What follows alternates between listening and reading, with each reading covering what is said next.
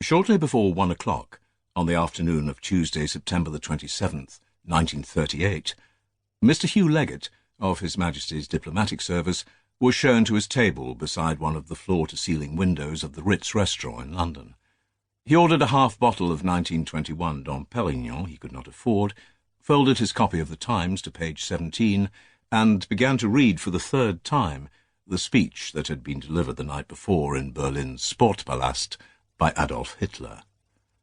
Herr Hitler's speech. Final word to Prague. Peace or war? Occasionally, Leggett glanced across the dining room to check the entrance.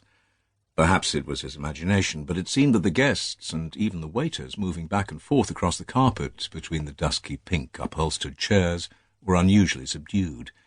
There was no laughter. Soundlessly, beyond the thick plate glass, 40 or 50 workmen, some stripped to the waist in the humid weather, were digging slit trenches in Green Park. There should remain no doubt for the whole world at this time that it is not one man or one leader who speaks, but the whole German people. I know that in this hour the whole people, millions strong, agree with every one of my words. Heil! He had listened to it on the BBC as it was delivered.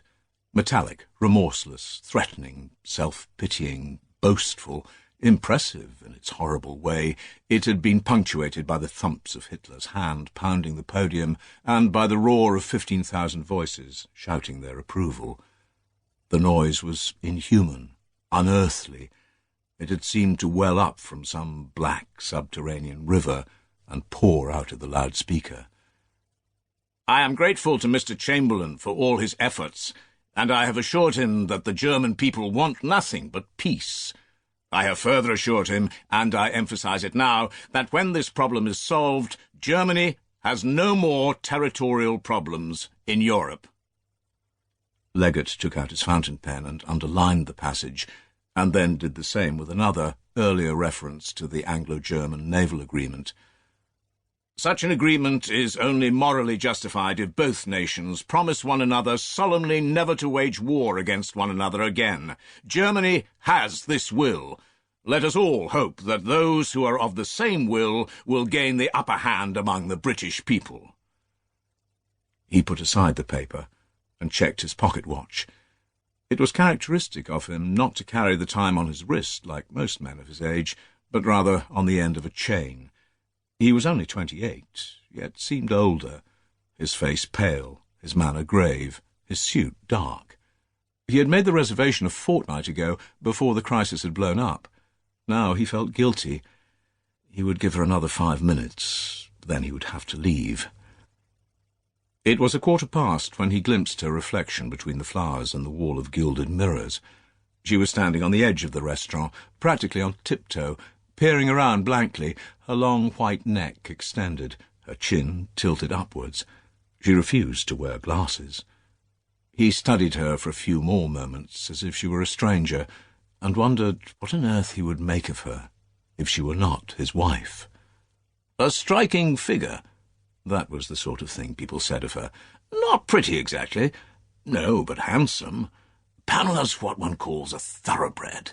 Yes, tremendous breeding, and entirely out of poor Hugh's league.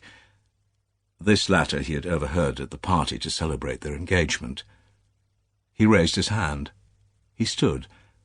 Finally she noticed him, smiled and waved and moved towards him, cutting quickly between the tables in her tight skirt and tailored silk jacket, leaving a wake of turned heads. She kissed him firmly on the mouth. She was slightly out of breath. Sorry. It doesn't matter. I only just arrived. Over the past 12 months he had learned not to ask where she had been. As well as her handbag, she was carrying a small cardboard box. She placed it on the table in front of him and pulled off her gloves. I thought we agreed no presents. He lifted the lid. A black rubber skull, a metal snout, and the vacant glassy eye sockets of a gas mask stared back up at him. He recoiled. I took the children for a fitting. Apparently I'm to put theirs on first. That will test one's maternal devotion, don't you think? She lit a cigarette. Could I have a drink? I'm parched. He signalled to the waiter. "Only a half bottle? I have to work this afternoon." "Of course you do. I wasn't sure you'd even show." "I ought not to have done, to be honest. I tried to call, but you weren't at home." "Well, now you know where I was. A perfectly innocent explanation." She smiled and leaned towards him. They clinked glasses. "Happy anniversary, darling." In the park, the workmen swung their picks.